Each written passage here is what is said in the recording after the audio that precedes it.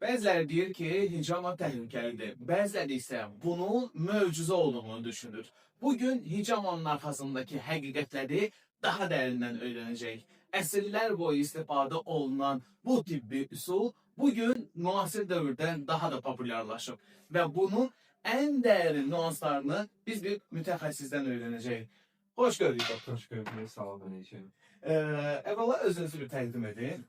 Rüfət Şükürov Azadoğlu, manual terapiya, hicama, zəlik, masaj, ümumi masaj üzrə mütəxəssis. Neçə ildir bu hicam ilə məşğulsunuz? 2012-ci ildən bəri artıq fəaliyyətdəyəm. Ukraynada öyrənib fəaliyyətə başlamışam. Oradan perivod olmuşam Kitaya.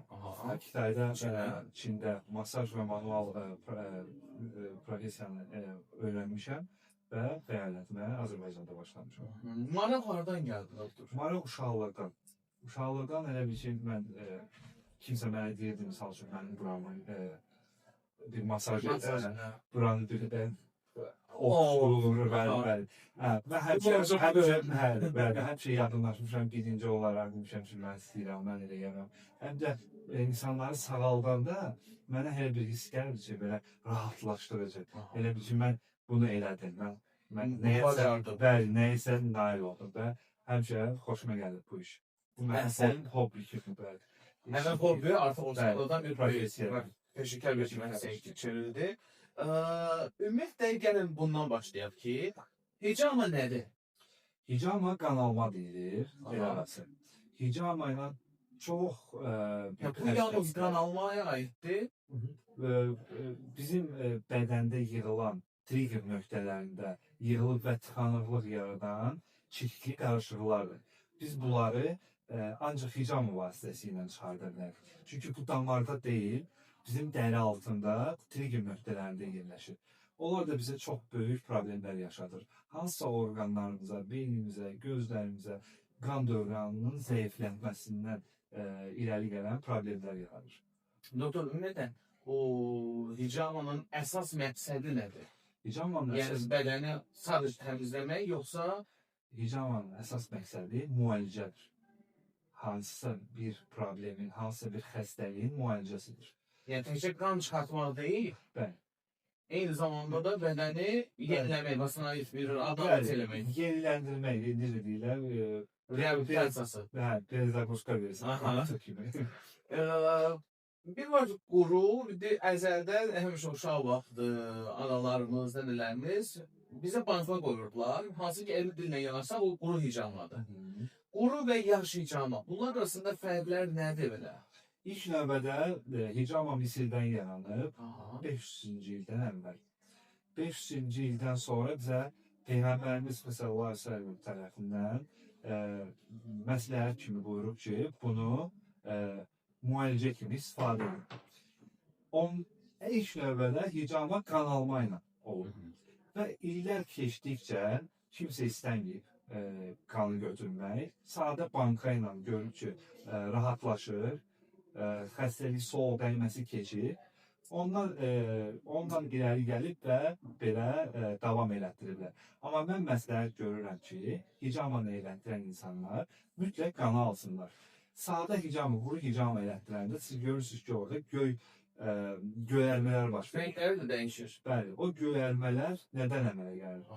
Qan dövranı çox toplaşan yerdə o göyərmələr mütləq olmalıdır. Çünki o laxtalanmış qandır. O laxtalanmış qan əgər dərinizin altında qalsa, sonra tromb vasitəsilə yayıla bilər.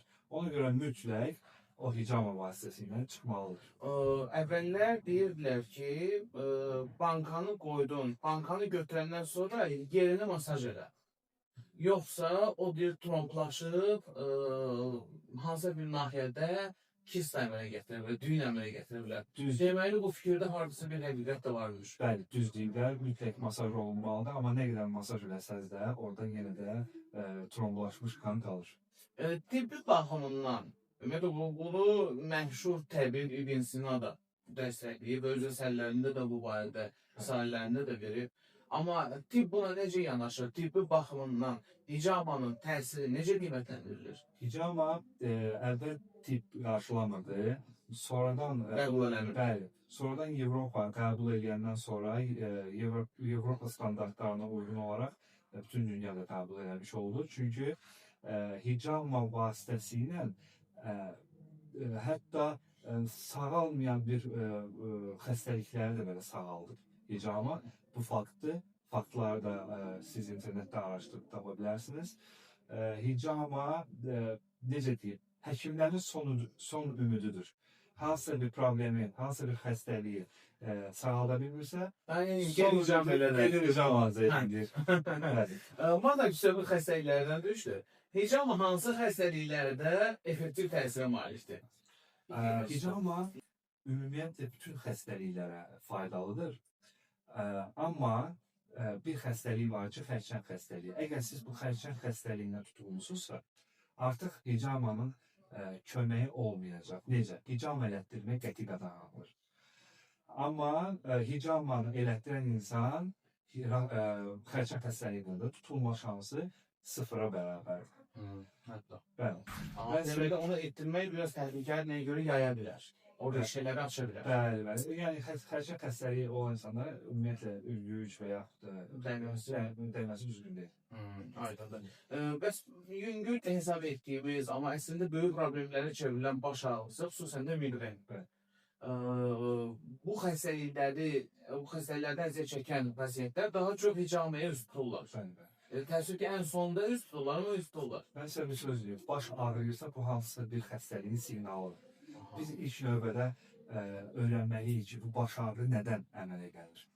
Ona görə ona uyğun olaraq biz hicamamızı elətdiririk. Əlbəttə ki, biz hicamanı başdan yoysaq, baş ağrısı kəsəcək. Amma növbəti prosedurlarımızda əlbəttə ki, biz onu öyrənməliyik ki, nəyə görə baş ağrıyır? Düzdür, biz indi bunun tibbi tərəfindən yanaşdıq. Amma yəqin ki, hicamanın özünün bir elmi var. Və bu elm üzrə də bunun bir araşdırılması var, bunun üzrə də təhsili var. Hicama sayəsində təhsiliniz, sertifikatlarınız, diplomlarınız. Bəli, bəli. Mən ilk növbədə Ukraynada təhsil almışam. Ukrayna diplomlarım, sertifikatlarım, hər bir şey var. Və paralel olaraq Kitayda da, Guangzhou şəhərində də manual terapiya masaj diplomlarım var. Yəni, belə bir söz deyim sizə. Hicama, manual terapiya masaj, bunlar tipdən biraz qırağıdır. O necə? Xalq qəbabəti sayılır. Bunları biz trigger nöqtələrini araşdıraraq hansısa nöqtəyə, hansı nöqtədən, hansı orqana, hansı nöqtədən, hansı qan dövranının getdiyinə uyğun biz müalicəmizi görürük. Belə deyil ki, bizdə gəldin, boynum ağrıyır, gəl o tabletkanı yazıram sənə, get orada aptekdən alarsan. Belə bir şey yox. Biz bunu müalicə, xəstəliyi müalicə edəndən sonra, ondan sonra xəstənin Günümüzün ağır bəlasıdır bu, stres, yuxusuzluq. Telefona görə, planşetə görə, işlərə görə, nəyəsə görə yuxusuzluqlarınız var. Stresdə, yuxusuzluqda hicamanın təsiri var. Yəni, hicam etdirməklə onlardan rahatlaşmaq, qurtulmaq mümkündür. Bəli, birbaşa olaraq kömək edir, birbaşa olaraq. Bizim stres, baş ağrıları, halsızlıq, bunların hamısının səbəbi şoferlərdə olur, kompüter arxasında çox oturanlarda olur. Misal üçün, biz və yaxud da ki, beynimizi çox nəyə yoruruqsa, beyin yorulanda qan dövranı təzyiq düşür aşağı. Və təzyiq düşəndə baş ağrıları, kürək ağrıları, hər bir şey ola bilər. Ona görə də biz nə edirik? Biz ilk növbədə sol dərmə olanda da baş ağrıları çox güclü olur. Osteokondroz nahiyəsindəki qan dövranı açmalıyıq ki, bizim başa gələn qan rahat boyun nahiyəsindən rahat düşə bilsin. Düşməsə, kapilyarlar pulsasiya verərək beynimizdə ağrılar əmələ gəlir. Ona görə baş ağrıdısa bir neçə müddət mütləq hicama elətdirməlisiniz ki, orada laxtalanmış, çirkli qanlar xaric olsun. Doktor, demək elə bunları bir əyani göstərək. Bəli.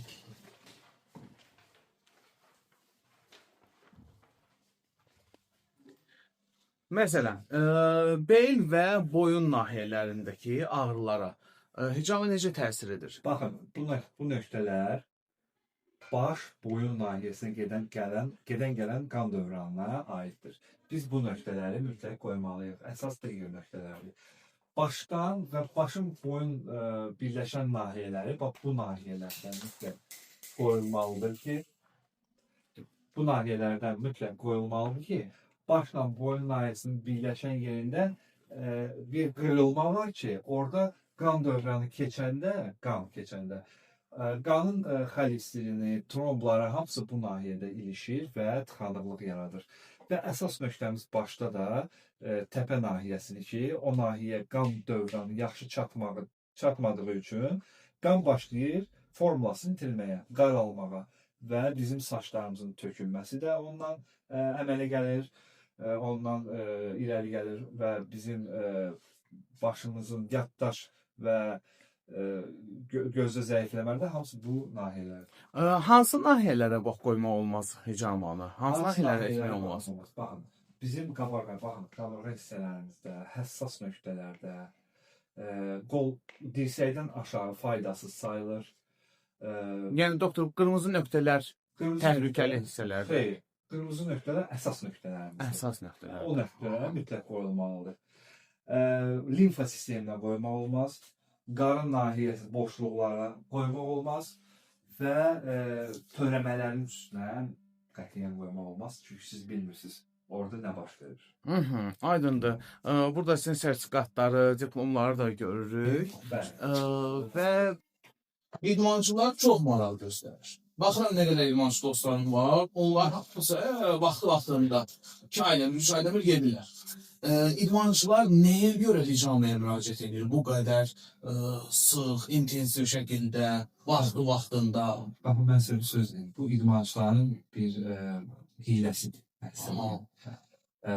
Yarışlardan əvvəl hər hansı bir idmançı hicam elətdirərsə, bu bir, sizə deyim, legal bir dopamindir. Legal. İnsanın öz bədənindən dopamin verməsi, insanın endorfin, dopamin, xoşbəxtlik hormonunu qaldırması insanın özündən, öz orqanizmindən çıxırsa, bu normal sayılır. Əgər tabletka atırsa, o illegal sayılır. Ona görə də yarışlardan xaric edə bilər. Hicam elətdirəndən sonra bizim bədənimiz dopamin, endorfin, xoşbəxtlik hormonunu hamısı artır. İnsan özünü xoşbəxt hiss edir və gücü artır. Ona görə də idmançılar yarışlardan qabaq bu hicamanı elətdirir ki, gözəl nailiyyətlərə əl çata bilsin. Doktor, ilk gündən bu günə qədər həmişə hicamanı siz etmişsiniz. Ona görə də başqa bir təcrübə olmadığına görə bir fikir söyləyə bilmirəm. Deyə bilmirəm ki, burada necə ola bilər, nələr fərq ola bilər. Amma ən son müəyyən bir xəstəlik üz iflici oldu ki, ondan qabaq elətdirdim, çox gözəl, əla keçdim. Sonra dedim bir tibbi cəhətdə həkimlərə də gedim. Bəzi həkimlər dedi ki, sən hicam elətdirdin, immunitetin düşdü. Amma mən onun əksini bilirəm. Bir mütəxəssisdən də öyrənək. Hicama immunitetə necə təsir göstərir? Hicama baxın, düzgün hicama elətdirməyən insana hicama pis təsir edə bilər. Dəri kəsilər, çiki qanı yox, normal qanın çıxmasında, əlbəttə ki, bizim damarımızdakı qan bizim immunitetimiz sayılır. Damarımızdakı qan azalanda immunitetimiz də zəifləyir. Ona görə də əgər hicaman dərin kəsiklər atılsa, düzgün kəsiklər atılmasa, tez-tez, həftədə bir dəfə, tez-tez pula görə hansı hicam bunu elətdirəndə, əlbəttə ki, insanın bədənində qan azalması olur. Ona görə də immunitet düşə bilər. Mən pardon bilmirdim. Hicam deyirlər, hicam eləyəndə. Hicam. Hər hansı bir hicam bunu düzgün eləməsə, sizin səhərinizə xeyir yox, zərər gətirə bilər. Ona görə də hicamınızı bir neçə dəfə yoxlayın, ondan sonra düzgün hicamınızı seçin. Doktor, maraqlıdır ki, müddət dediniz, hər həftə eləmək olmaz, tez-tez eləmək olmaz. Müddət nə qədər olmalı? Yəni hicamalar arasındakı aralıq, o interval nə qədər olmalıdır? Baxın, insanın kilosuna 10 kiloya bir banka sayılaraq biz işləyirik və insanın təzyiqinə Bu ümumi bədənə görə hesablanır, hə? Məsələn, mən 100 kiloqram olsa 10 dənə banka qoyulur. Bəli. Bəli, baxın, biz buna baxarıq, 10 bakıb görürük, amma sizin təzyiqiniz də var. Təzyiqinizə uyğun da yüksəkdirsə bir-iki əlavələr eləmək olar. Baxın, əgər biz ondan artıq eləyiriksə, o demək deyil ki, nə qədər qanımız çox çıxsa, o qədər bizə xeyirdir. Xeyr. Biz hansı nahiyələrdə yığılıbsa bu çirkli qan, biz tıxanıqlığı götürərək sizin təmiz qanınız artıq oradan rahat keçərək gedib Yollar lazım olan bəli orqanlara rahat gedib çatır və sizin qanınız müalicə edir o xəstəliyi. Bəli, əgər düzgün edilməsə, tez-tez edilsə, sizin əlbəttə ki, çirkli qanınız artıq olmayacaq. Təmiz qanınız hansı ki gedir çatır ora, onları siz çıxardırsınız. Onları da siz normal, bəli, keçməyinə imkan vermirsiniz, daha da çıxardırsınız. Ona görə də ehtiyatlı olun, hicamanı bilin, kim elətdirə bilirsə onun yanına gedin. Məsələ burasındadır ki, bax, neçə dəfə hicam etdirmişəm. Hər dəfə müəyyəki rəngləri başqa-başqa olur. Ümumiyyətlə, o hicamada çıxan qan demək olmur da, o qan deyil. Toksini deyim, o artıq bir tullantını deyim. Onun rəngi nəyi göstərir? Onun rəngi sizin həyat tərzinizi göstərir. Aha, nə qidalanırsan, necə qidalanırsan. Misal üçün, siqaret çəkən insanlarda laxtalanma çox olur və qanın oksigeni öldüyünə görə qanın rəngi tündləşir.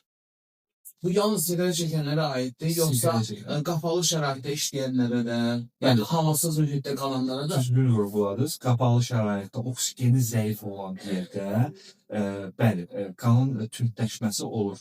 Və mən sizə bir söz deyim, əgər soyuq dəyməniz varsa, sizin sinə nahiyənizdə onurğaların çıxılması yəni görsənilir və sinənizin dərin nəfəs almağına imkan verməyəndə də bu qanın qaralması gətirir çıxarır. Bir də insan əsəbləşəndə, bir el arası deyil də, mənim qanım qaraltmır. Belə bir söz, ifadə var el arası. O da düz bir ifadədir əslində. İnsan əsəbləşəndə bütün əzələləri sıxılır. Və qan dövran eləmədiyi tədbirdə, zastoy olanda, qan başlayır öz funksiyasını itirməyə və qan almağa. Düzdür, it qanı görməmişəm. Amma bəzi həcamlarda eşitdiyi bir söz var, deyir, bəzən hicam edəndə it qanına oxşuyurdu. Ona görə də deyirlər ki, bəzi hicamanın bəzi insanlardan götürüb laboratoriyaya veriblər o qanı. Hətta bilmirlər o qan hansı bir canlıdan çıxıb, bilmək olmuyor. Oldu. Yaxın adam vardı. Deyir ki, Ağa Kərim, belə tez-tez gedirsən hicamaya arıqlamaq üçün. Mən düzü onu bilmirdim ki, arıqlamağa təsiri var yoxsa yox. Dedim, mən əvvəllər eləmişdim qaraciyərə görə. Çox şükür ondan da qurtuldum. Sonra stresə görə, həyəcana görə tez-tez belə panik ataklar gəlirdi ki, özü bilmədən belə əlin əsir, nədəndir bu, şəkəri yoxlayırsan, şəkəri yoxdur, nədən əməli gəlir? Onu da müəyyən müddətdən sonra 2 dəfə, 3 dəfə, 3 ayda bir eləyəndən sonra o da sakitləşir, sonra refluda. Bəs arıqlamada da o qədər təsir var? Mən sizə bir söz deyim. Hətta kökəlməyə də belə köməyi var. Baxın, nəyə görə mən sizə deyirəm, həm arıqlama, həm kökəlmə. İnsan nəyi istəyirsə, misal üçün arıqlamaq istəyirsən və ona uyğun işlərin görürsə, hicam ona kömək edəcək. Əgər insan kökəlmək istəyirsə və getir idman eləyir, yeməyini yeyir, hicam ona da kömək olur. Çünki qan dövranı nə qədər düzgün, nə qədər rahat inkişaf eləsə, hər bir şeyə xeyirdir. Mədənin normal işləməsinə də xeyirdir, əzələlərin kütlə artırmasına da xeyirdir. Doktor, bax, mən öz tərəfindən, təcrübəmdən keçdiyimə görə misalı göstərirəm, ha. Hicam elətdirdim bir dəfə, getdim qazlı sular içdim, nə bilim, dərhala, ağır yeməklər başladım yeməyə, gördüm, rahatlıq gəldi mənə. Ondan sonra bir dəfə hicam elətdirdim, getdim, girdim baseynə, soyuq sular elə, soyuq elə sərin idi, elə soğudu. Şimdi o mənə bir cür təsir. Hicama sonrası nə etməliyik? Yəni özümüzü necə saxlamalıyıq? Nələrdən qorunmalıyıq? Baxın, bu diqqət yetirməlisiniz buna. Hicamadan sonra soyuğa qətiyyən vermək olmaz. 3 gün özünüzü qorumalısınız. Yatıb dincəlməlisiniz. Bir gün sonra duş qəbul edə bilərsiniz, amma baseynə girməyi düzgün deyil. Çünki onların yerləri hələ tam sağalmadır müddətdə. Ümumi baseynlə girsəz, orada cürbəcür xəstəliklər tuta bilərsiniz. Çünki ümumi baseyndir o. Ümumi baseyndə kiminsə Hə, ilə o arasında, yara var da. kiminsə bəli, Doğrudan. o sizin qan dövranınıza işləyə bilər. Ona görə ehtiyatlı olmalısınız. 3 gün baseynə girməməlisiniz, soyuqdan qorunmalısınız, yeməyinizə fikir verməlisiniz. 3 gün gec həzm olunan yemək yeməməlisiniz ki, qan dövranı sizin mədənizə başı qarışmasın. Qan dövranı sizin hansı nahiyələrdən, trigger nöqtələrdə qan götürmüşsə, oralara qan normal otura bilsin. Ona görə də belə şeylərə ehtiyatlı olun. Hicam haqqında nəyi səhv bilirik?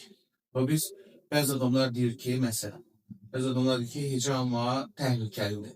Çünki sən kapilyarlarını zədələyirsən. Bəzi adamlar deyir ki, hicama boş bir şeydir. Onun sənə heç bir təsiri yoxdur. Bəzi adamlar deyir ki, o işləyirlərin hamısını bir-bir deyirəm. Bəzi adamlar deyir ki, sən bədənini artıq bir zibil qutusuna çevirirsən. Yəni bədən özünü təmizləyə bilmir. Artıq yığır bir yerə, oradan təmizləməlisən. Nələri səhv bilirik, doktor? Yəni bunların hansı yanlış fikirlərdir? Hicamada yanlış fikirlər çoxdur. Kimsə deyir ki, mənim o 1 litr qanımı götürdü, mən indi halsız olacağım, tutasın. Yox, bunun damarla heç bir əlaqəsi yoxdur. Bu sizin yığılan qanıdır. Bədən nə qədər qan verə bilirsə, deməli o sizdə artıqdır. Biz damarla işimiz yoxdur. Damar qanı başqadır. Bir də deyirlər ki, çox ağrılı olur.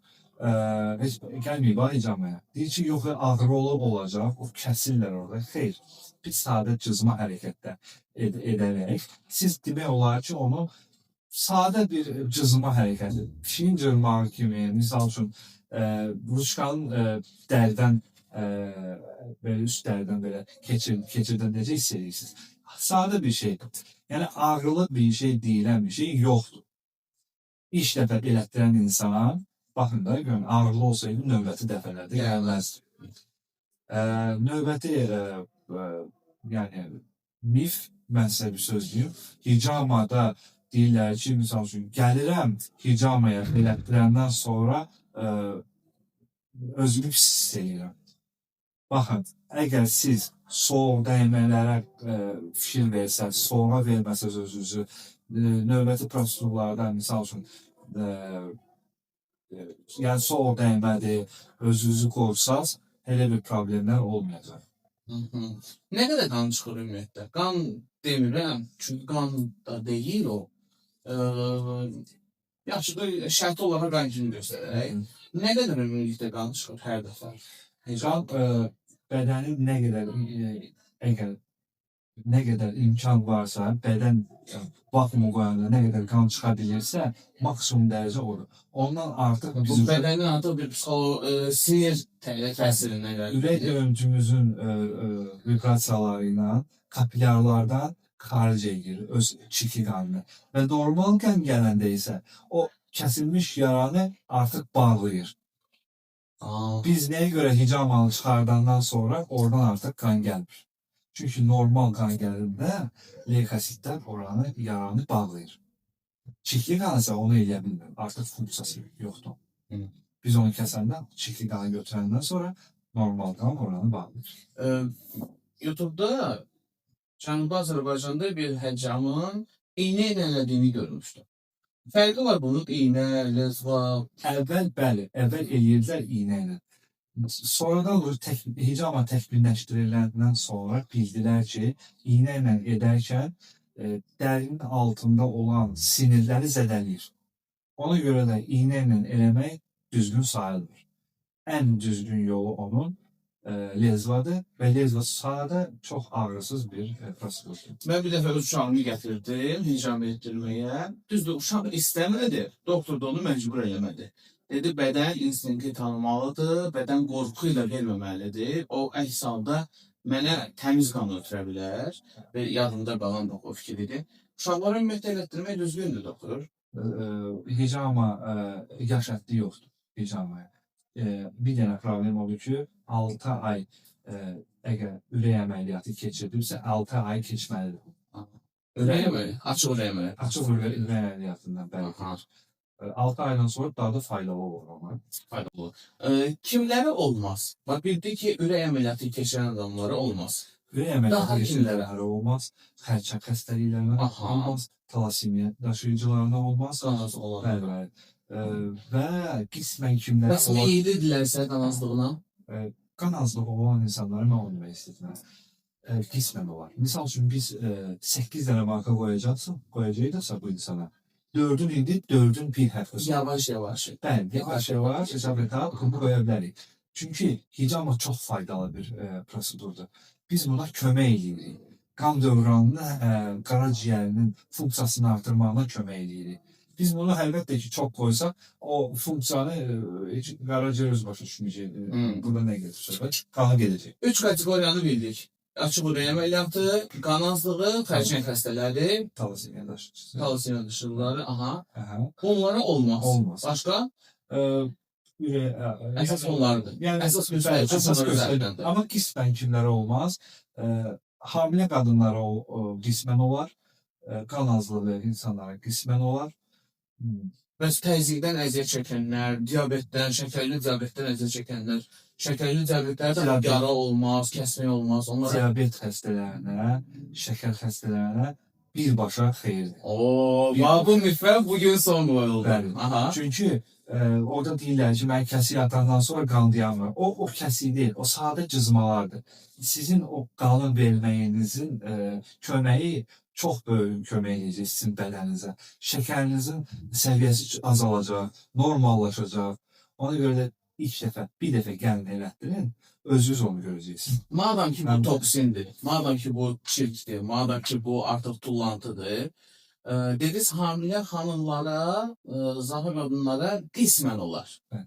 Yəni bu deməli hamiləlik dövründə müəyyən bir çətinlik yaşayan analar üçün nəzərdə tutulur. Bəli, xanımlar dediniz, bir problemlə yandan düşdü ki, xanımlar, baxın, hamilə xanımlar doğuşa hazırlaşdığı müddətdə onlardan qan çox alma olmaz. Misal üçün, onlardan analizi götürüləcək, onlardan doğuş zamanı qanı çəkiləcək. Ona görə biz əgər hicam elətdirmək istəyir, qismən yavaş-yavaş elətdirmək olar, amma çox qan götürmək olmaz. Nəyə görə? Deyim, menstruasiya zamanı xanımlar elətdirməsin, tövsiyə eləmir. Çünki menstruasiya zamanı qan itirməsi baş verir və biz hicam elətdirərkən daha da qanı çox çıxarda bilməyimiz səbəbinə görə, ona görə məsləhət görülmür. Başqa vaxtlarda, normal vaxtlarında Bu zaten hanız tərəfindən onlara verilmiş böyük bir xoşbəxtlikdir ki, təbii bir hicam olunur. Sterillik nə qədər diqqət olunandır? Çünki gəlmək istəyən, gələn pasiyentlərin əksəriyyətini narahat edən odur ki, bu bankalar yuyulur, təzdən qoyulur, o lezvalar, o iynələr təkrar istifadə olunur. Bunlar qandan qana, bədəndən bədənə keçdiyi üçün müəyyən xəstəliklər yaya bilər və yaxud da orada başqa bir alətlərdən istifadə edirlər. Bu fikirlər mifdir, yoxsa doğrudan da burada həqiqətlər var? Əlbəttə ki, ilk növbədə təmizliyə fikir vermək lazımdır. Sterillik vacibdir. Sterilliyə fikir vermək lazımdır. Bizdə steril alətlər yoxdur. Hamısı adına razıdır. Hicama vasitəsində sterilizasiya deyilən bir şey yoxdur. Yəni, alətlərimizi biz istifadə elədikcə, hansı bədənə dəydisə, o tullanılır. Yəni, steril olaraq gəlir əlbəttə ki, o heç. Amma biz onu istifadə edib, təzən sterilizasiya vermirik, tullayırıq. Bizim nəyə fikir verməlisiniz? Hicamınızı düzgün seçməlisiniz. Bankalara ilk növbədə özünüz diqqət yetirməlisiniz. Lezvalara özünüz diqqət yetirməlisiniz. Prosedura başlamamışdan qabaq siz bunların hamısına diqqət yetirməlisiniz. Ev şəraitində hicam elətdirməyi düzgün saymıram. Çünki ev şəraitində bizim tozun göydə oynaması, yəni bunlar hamısı bizim kəsdiyimiz yerin üstünə hopa bilər. Ona görə bir çox xəstəliklərin səbəbi ola bilər. Ona görə də mən sizə məsələni görürəm ki, hicam elətdirmək istəyirsə təbii kliniki şəraitdə elətdir. Ev şəraitində yaş hicamanın əleyhinəsiz. Əleyhinə. Bunu hətta peşəkar yox, peşəkar deməyək. Texnikanı bilən bir adam da desə olmaz. Məsələn görmürəm. Bəs quru hicamı necə doktor? Quru hicamanı mən ümumiyyətlə məsələn görmürəm. Amma quru Ümumiyyətlə məsələn görmürəm. Çünki o Heç nə çıxmır. Bəli, çıxmır, kürəyin arxasında qalır, laxtalanma verir, tromblaşma verir, onlar da ki bədənə yayılır. Onu mən məsləhət görmürəm. Ucu hicaməsində ən gözəl var. Yaş hicamada söhbət gedir. İstər texnikanı bilən adam olsun, fərq yoxdur. onu peşəkara həvalə etmək lazımdır və müəyyən bir müəssisələrdə, müəyyən bir yerlərində, tibbi müəssisələrdə qeyd etsək daha yaxşıdır. Hə, ilk dəfə hicam etdirən adam nələri bilməlidir? Yəni biz psixoloji olaraq hazırlıq şunu deyək, yoxsa bir tibbi cəhətdən yanaşma tərəfdən deyək, nələri bilməlidir o? Hicama elətdirməyən insan, ilk dəfə elətdirmək istəyən insan öz xəstəliklərini bilməlidir. Nəysə, misal üçün, Nəyə görə elətdirir? sadə profilaktik də elətdirə bilər əlbəttə ki. Profilaktik elətdirən bu moment gəlib elətdirir. Amma problemi olan insan onun xəstəliyini bilməlidir. Pasiyent həkimə düzgün öz xəstəliyini çatdırmalıdır ki, həkim də ona uyğun müalicə tətbiq eləsin. Eləsin.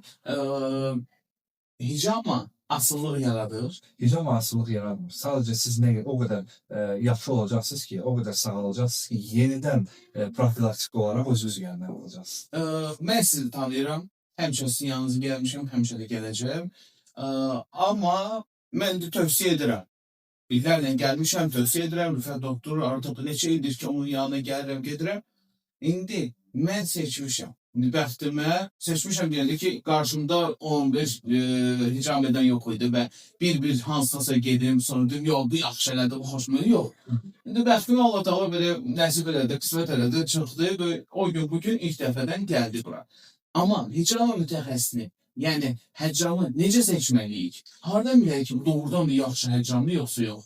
Ya öz ətrafınızdan öyrənib gəlməlisiniz. Canlı reklam. Bəli, ya canlı reklam olmalıdır, ya kimdənsə öyrənməlisiniz ki, bu nətər oldu, necə kəsimlər atır, kəsimlərinə uyğun baxmalısınız, ağrılımı hicama elətdirir və həqiqətən bu xəstəliyi müalicə elədimi və internetdən hər bir həccamı görüb gəlmək düzgün deyil.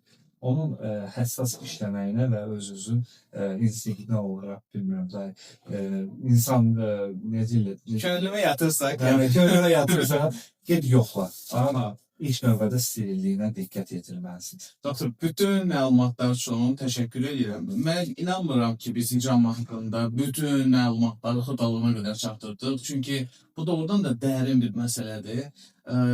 Burada xırda nüanslar da var. Bunu saxlayıram önümüzdəki inşallah buraxılışlarımızda bunu təqdim edərik. Ayaq altının hicaması var, ayaq ətrafında hicama var, revmatik yanaşmalarda olan hicamalar var, dəri xəstəlikləri üçün olanlar var, allergik münasibəti olanlar üçün en böyüdür.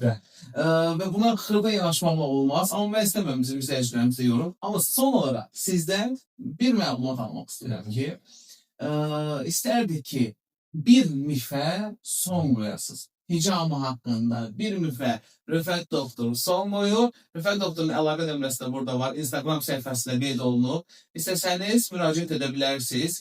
Rahatlıqla, arxayınlıqla sterilliyə söz ola bilməz, peşəkarlığa ümumiyyətlə bu barədə danışmaq istəmirəm. Çünki çox həqiqətən də artıq mən illər ki, bunun təsirini də görmüşəm, faydalanmışam, sağlamlığıma gözəl təsir göstərib. Bəs hicama haqqında bildiyimiz hansı mifə Rüfət doktor indi son qoyacaq. O mif ki, deyirlər ki, hicama elətdirərkən nə qədər banka çox qoysalar, nə qədər qan məhdudluğu çıxsa, o qədər faydalıdır. Xeyr. Faydalı deyil. Xeyr. Nə qədər banka çox olsa, o qədər çox qan çalır, ləzzət edir və Xeyr. yox. Xeyr. Onun nöqtələri var. Hansı problemə uyğun, hansı probleminiz varsa ona uyğun bankalar qoyulmalıdır. Ona görə mən nahiyəyə görə təyinat verirəm, bankaya görə yox. Kimsə bankaya görə deyir, neçə dənə banka oldu, axırda ödənişləri yox. Xeyr, belə bir şey yoxdur. Mən deyirəm ki, nahiyəyə görə. Biz nahiyəmizi görürük və siz də onun xeyrini görürsünüz. Bax, bu sual ondan narahat edir. Mənim neçimdə qaldı. Özünüzü hicam edirsiniz. Əlbəttə ki, hicamı da edirəm, zəli də qoydururam. Arada tanıdığım öz tələbələrimə masaj da elətdirirəm. Manual terapiya da elətdirirəm. Manual terapiya görə hər adamı elətdirmək olmaz, amma yenə də öz tələbəmdir.